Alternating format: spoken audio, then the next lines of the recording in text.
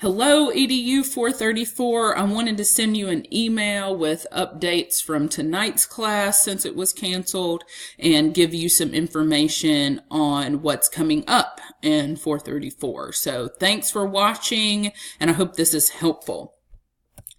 So first, tonight we were going to do an icebreaker. Hannah said she would love to get to know each of us better, and I totally agree. I think it's great for us to get to know each other as we learn together. So I've created a Google Doc for us to share two things. The first thing I would love for you to share is one interesting fact about you and one thing you're looking forward to when teaching adolescents. So this link right here on the Google Doc, on the PowerPoint, will take you to the Google Doc to answer those questions, and we will look at that next week and use that as a jumping off point before we get into our presentations. Sent you guys an email and shared a Google Doc to sign up for snacks. Since we're meeting during the dinner time hours, we do not want you guys to starve or your tummies to be grumbling during class, so feel free to sign up and bring snacks.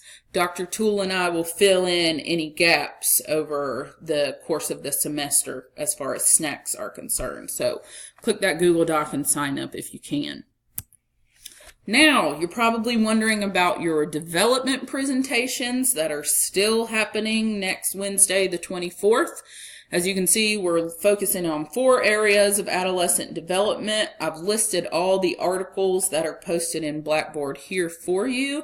You guys split up those articles last week, and I'm sure you've read and are starting to think about your presentations. If you can, though, shoot Dr. Toole and I an email saying which area you're working on and who's in your group. So one person from your group, shoot us a quick email to let us know who's in your group and what area, since we kind of did that randomly at the end of class last week. So what are the expectations for your development presentations next week? First, let's talk about your product. We are going to allow you choice in what you create for this presentation. Also a great idea to use when teaching adolescents. It empowers them to create something based on their learning, so student choice is always a great idea.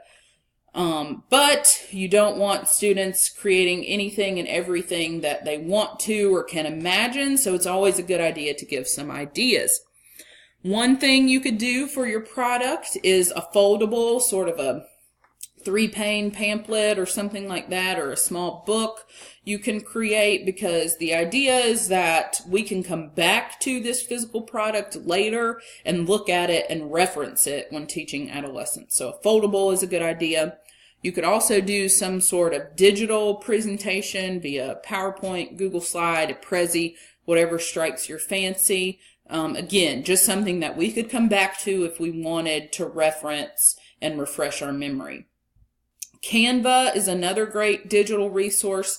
I use Canva a lot in the classroom. It's a digital poster making site, canva.com. I've used Canva to create syllabi, so they're a little bit easier on the eyes. I've used Canva to create infographics for data for my classes and for staff professional developments. It's really easy to use. I encourage you to use it. If you have some other idea or your group mates about what you would like to create or present, just let us know. As long as it's something we can come back to later and find either digitally or physically, that would be great. So what should your product contain? Your product should first define your area of development clearly. So what is physical development? What is emotional development? Give us a clear definition of that. Then, once you've defined it, you should be able to identify characteristics of your area of development. So what does that look like? What would a teenage boy going through physical development, what might he look like? Or how might his physical development differ from another student's or from a girl? So give some examples and characteristics of physical, emotional, moral, cognitive development. After that, you're going to talk about some classroom implications. So what does the changes in development look like in the classroom? What does that mean for the teacher? How does that affect our instruction? How does that affect our classroom management? How does that affect the way we talk to students or question students, right? So what does your area of development mean for teachers? And based on those implications, provide some advice. So what would you say good practice looks like when keeping in mind blank area of development? What advice would you give teachers? And if you're struggling with the classroom implications or the advice, maybe the articles didn't provide those things or you're just not sure, please reach out to me and ask. You can do additional research if you need to figure out those classroom implications and things for teachers to do and implement in their classrooms. I think it's cut off on the PowerPoint video that I'm recording here, but your presentation should be 15 minutes each. So try to get a 15-minute presentation for your area of development when you're sharing your product. So those are the development presentation expectations. Tonight was supposed to be a work session. Sorry about that you're missing good, solid time to work on that, but I'm confident that you will be responsible in meeting with your group and preparing your presentation for next week. Now I want to look forward to our research article analysis presentations.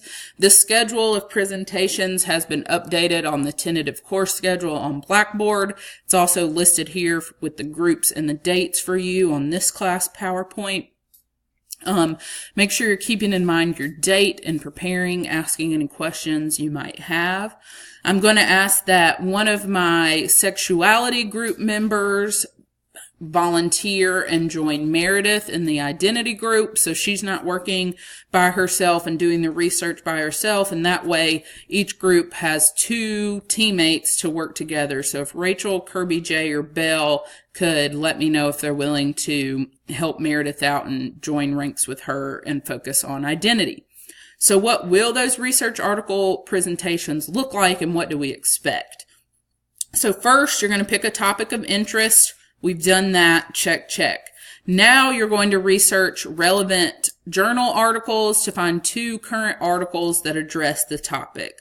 So I've listed some journals on Blackboard under projects, and we would like your articles to be very recent in the last 2 to 3 years since 2015.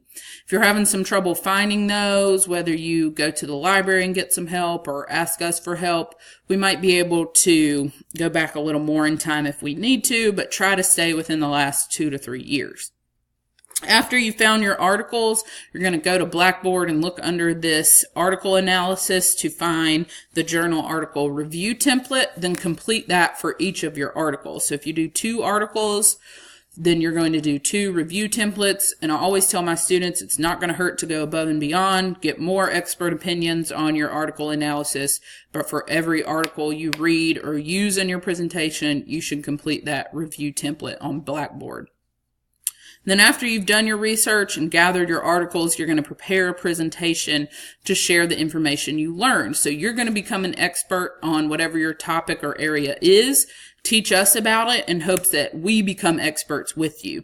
Your presentation should be no more than 15 minutes. We want it to be creative and engaging. Want you to use the rubric as you prepare and before you present to make sure you're meeting the requirements and expectations.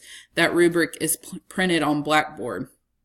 You should be expected to turn in your completed templates as well as a hard copy and digital copy of your presentation. So again, we're giving you some choice on this research article analysis. You can create a handout, do an activity, create a PowerPoint, create a foldable, create a Canva poster, create a video, whatever works for you. We want you to create that product around your research article analysis. All right, so to summarize everything from tonight's sort of virtual video class, first we want you to complete the Icebreaker Google Doc that's linked in this PowerPoint presentation. We want you to sign up for snacks if you're able so we can get that ball rolling when the time comes. Then the main thing is you're going to work with your development presentation groups to prepare for next week's presentation. We're not pushing the presentations back a week. They will happen next week, so work with your group on that. And please be sure to email us with who is in what group so we know what to expect next week. And lastly, you're going to begin thinking about or working on your research article presentation.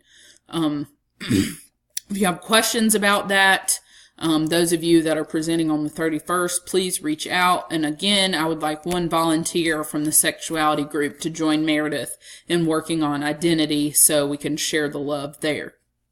I will be available tonight via my cell phone or email during class time to answer questions. Assuming we have another snow day tomorrow, I will probably be in and around my computer most of the day on Thursday. So please reach out with questions about these two big projects for the semester and complete these asks. I want to take us to Blackboard for just a second. I've posted both of these PowerPoints under PowerPoints, last week's and tonight's, as well as this video. And then if you go to projects, you can find the information on the research article analysis, where to find current journals, where the template for completing your articles, and then the rubric for the presentation. So everything is there for you. Again, if you have questions, please reach out. Stay safe. Enjoy your snow day.